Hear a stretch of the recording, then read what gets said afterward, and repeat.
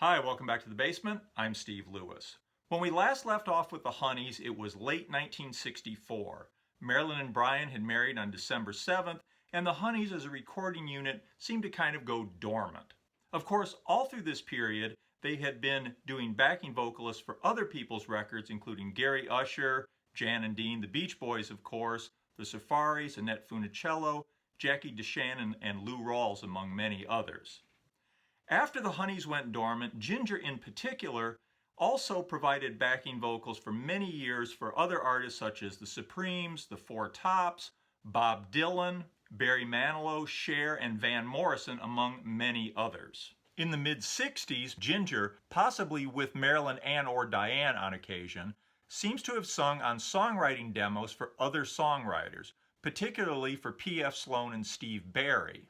There's a 1965 single credited to Ginger and the Snaps, written and produced by Tommy Boyce and Bobby Hart about a year before their big success writing songs for the Monkees. According to some sources, including the Collector's Choice Music Honeys Collection liner notes, this is the Honeys recording under another name with no involvement from Brian. I suspect the truth is a little more complicated than that. Other sources say it's Ginger with some other singers. In any case, it really doesn't sound very much like the Honeys. The A-side, 7 Days in September, is a big production with strings and rain effects, but it sounds like a weak Leslie Gore record and features a spoken word interlude that would have already sounded dated in 1965. The spoken passage is uncredited, but it's not Ginger. It's done in a voice so overly feminized and cutesy that Helen Kane would sound like Big Mama Thornton by comparison. It's pretty bad. The lead vocal is supposed to be Ginger, but to me that doesn't sound very much like Ginger either. And it's hard to imagine her turning in such a generic, uninteresting performance unless somebody had specifically asked her to sing it like a zombified Leslie Gore. The B-side, Growing Up Is Hard to Do, credits songwriter Steve Vinay, Nick's brother, along with Boyce and Hart. This also sounds kind of like a Leslie Gore record with a simpler pop rock arrangement. The lead vocal here at least sounds like Ginger. In the liner notes on the Collector's Choice release, Ginger calls it a horrible, horrible song. I was just sick about it coming out. Maybe these are Boyce and Hart's songwriting demos that were polished up and released. That would at least account for the generic quality of the performance. And Collector's Choice might be embellishing the pedigree a little bit by calling this the Honeys under another name. Please let me know if you have any additional information about that Ginger and the Snap single from '65. Fortunately for all involved, the single sank without a trace and everybody went on to better things. In December 1968, nearly 5 years after their last official recording session, the Honeys reconvened at Sunset Sound in Hollywood to record 3 songs produced by Murray Wilson. We'll talk more about those later. The songs went unreleased at the time. Reportedly, they were offered to Capitol, who turned them down. At the very least, the Murray sessions seemed to reignite Brian's interest in recording the group. 1 week later, on December 9th, Brian held the first of 2 Honeys recording sessions at his home studio. The second session was held on December 13th. Originally, he was reportedly going to have them record the Beach Boys' Country Air from the Wild Honey album, Under the Boardwalk and Chapel of Love. Instead, they recorded 2 sides that became their next single, Tonight You Belong to Me and Goodnight My Love, which was released on March 24, 1969. The A-side, Tonight You Belong to Me, was written in 1926 by Lee David and Billy Rose and has been covered numerous times over the last century or so. The first recorded version in 1926 by Irving Kaufman went to number 11. Not much remembered today, he was a reliable top 10 hit maker in the 19-teens and 20s and had a number 1 in 1918 with Hail, Hail, the Gang's All Here. By 1926, his style was sounding a bit dated and his chart career was winding down. The next year, 1927, it went to number 1 for the red-hot Gene Austin, the most popular singer of the late 20s. It was his 4th number 1 in less than 2 years, following Yes Sir, That's My Baby, 5'2", Eyes of Blue, and Bye Bye Blackbird. Both Kaufman and Austin perform it very differently from later versions, to the point that it's hard to recognize it as the same melody. It's interesting to compare the two vocals. Though recorded only a few months apart, you can really see the contrast between a singer with roots in the late teens to one of the hip, new singers of the late 20s. Kaufman is mannered, really pronouncing and projecting his voice. Austin sings it in the softer, more intimate crooning style that he was pioneering. This softer style was made possible by the invention of the microphone. Kaufman had basically come up having to shout into a funnel to be heard. In these two recordings, you get a really good illustration of Kaufman's old style, which was being pushed aside by Austin's new style, a style the young people thought was the cat's pajamas. Two other versions hit in 1927, one by Franklin Bauer and one by Roger Wolf Kahn, which hit number 5 and number 11 respectively. Naturally, it's not too likely that Brian or the Honeys were very familiar with these versions. Frankie Lane had a number 26 hit with the song in 1953. Certainly the most well-known version of it in 1969 and today was recorded by Patience and Prudence and went to number 4 in 1956. This certainly seems to be the one the Honeys version and most every version since is based on. The B-side, Goodnight My Love, was written by George Mottola and John S. Mariscalco, who, with Bumps Blackwell, wrote many of Little Richard's biggest hits. It was originally recorded by Jesse Belvin, who reached number 7 on the Billboard R&B charts with it in 1956. I'm guessing the Honeys knew it from the McGuire Sisters version that it hit number 32 on the pop charts in 1957. Before becoming the Honeys, the Ravel Sisters had performed in amateur talent shows, often doing McGuire Sisters hits in their style. It seems the McGuire Sisters were, in some ways, to the Ravel Sisters what the Four Freshmen had been to Brian. Goodnight My Love has been recorded many times since then, notably by Ray Peterson, The Four Seasons, Benny King. Paula Abdul covered it in 1991. The Fleetwoods took it to number 32 in 1963. Paul Anka released it as an A-side early in 1969, just before the Honeys version was released. It became the highest charting version of all, peaking at number 27. Reportedly, Goodnight My Love had been earmarked for the A-side of the Honeys single, but they reversed it when Paul Anka's version came out just ahead of theirs. Either track would have made a fine A-side. Both sides of this single are gorgeous.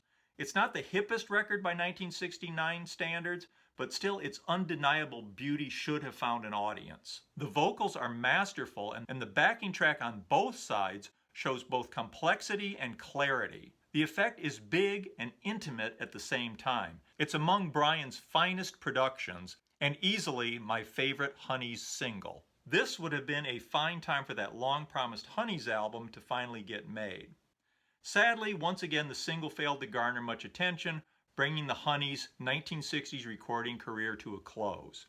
Naturally, there was much more to come, including the fine Spring album in 1971 discussed in episode 45, the American Spring recordings discussed in episode 46, and other recordings, sessions, and reunions that we haven't gotten to yet.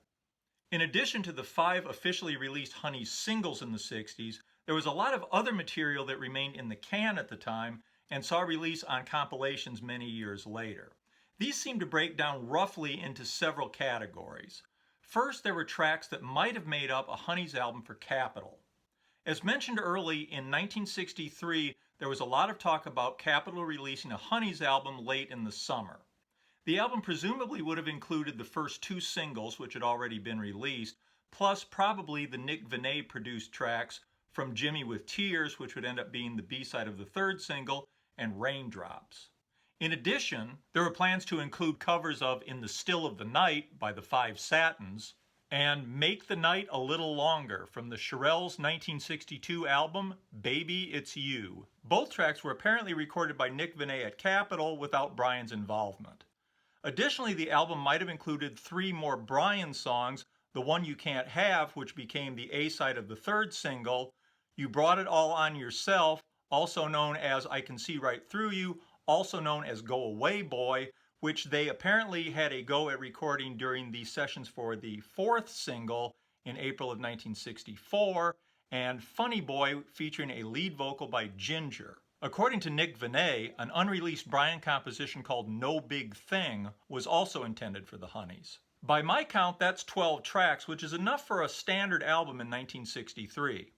There were also Brian compositions called Boys Will Be Boys and What'll I Wear to School Today that some sources say were intended for the Honeys, though Ginger Blake says they were intended for Sharon Marie, who Brian was also writing for and producing at the time. Reportedly, Nick Venet's resignation from Capitol in the third quarter of 1963 resulted in the Honeys album being put on hold, and of course it never materialized.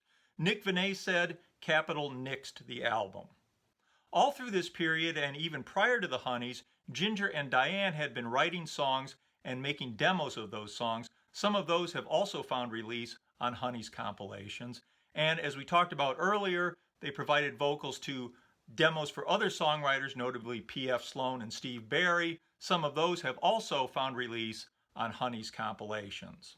Finally, there are the 3 Honeys tracks produced by Murray Wilson in December 1968, shortly before the sessions with Brian that produced the 5th and final Honeys single of the 60s. They recorded I Think It's Gonna Be Alright, also known as I Know It's Gonna Be Alright, and Come to Me, both written by Murray, and Let's Take a Holiday, written by Rick Henn of the Sunrays. These last 2 have been released on Honeys compilations. I Think It's Gonna Be Alright seems to be officially unreleased, but you can find it around. Notable reissues of Honeys recordings can be found on such places as an early Beach Boy boot, The Honeys, the definitive album, Volume 3 of the Beach Boys Collectors series, released in the very late 70s or very early 80s. Only 150 copies were pressed. It was so rare that the bootleg was bootlegged, which resulted in copies with diabolical sound quality, including the copy I have. It does at least contain a booklet with some useful information and a fantasy concert poster. It contained all the official single sides from the 60s, plus a bunch of Ginger and Diane's demos, all of which now have been released officially anyway, which makes this album completely obsolete, although 4 of these demos didn't see official release until the Big Beat 1963 copyright protection download in 2013.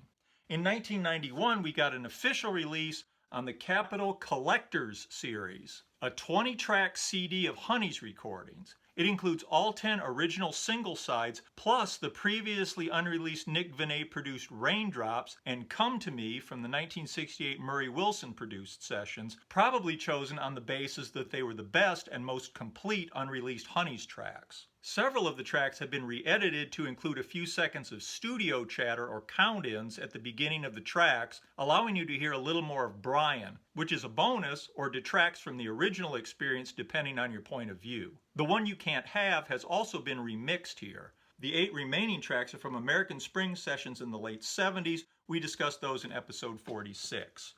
We already touched on the Collector's Choice Music Honeys collection. This came out in 2001 and contains 9 of the 10 sides officially released by the Honeys.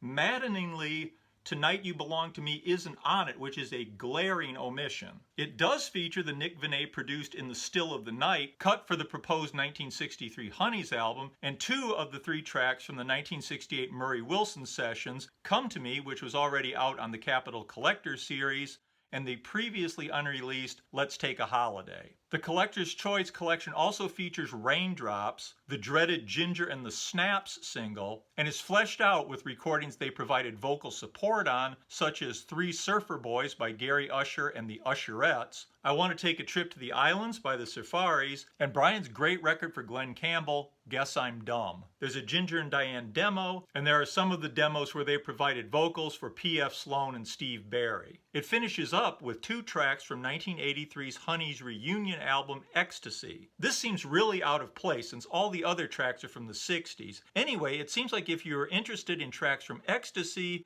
you'd pick up the album, making these 2 tracks pointless. You get 26 tracks in all here, but again, Tonight You Belong to Me is inexplicably not one of them.